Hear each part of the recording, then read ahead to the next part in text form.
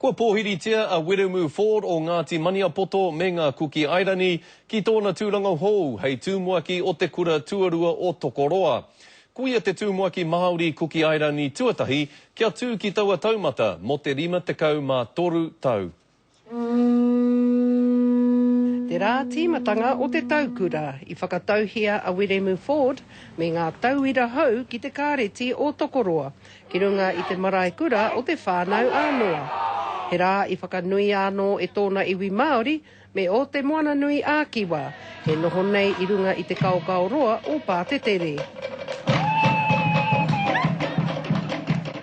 Kei roto I ona ringa naine. Me ki rā, ko pua wai ngā kore o tōna kui a te puia.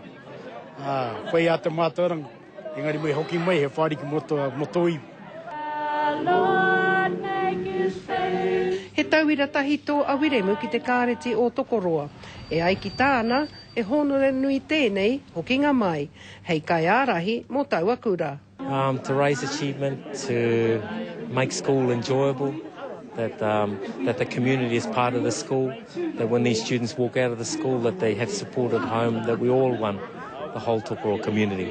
Te wairua me pēnei anō. Kia tupu ai ngā tamariki I runga anō I te mōhio. He hono ngā anō ki kona, he hono ngā anō ki kona. E hari te he tangata rereke, he whānau tonu. It's the right time for change, and I think he's the right change to happen in our community. I think he'll do wonders. It's an excellent opportunity for our community. So we're very excited about the prospect. Bring it on, Willie. It'll be a great time. He rāhari koa he tirohanga whakamua. Kua tau mai anō nei tēnei uri whakaheke, hei hoe I te waka o te kāreti o Tokoroa. Ko Hinerangi Goodman, mō te Karere.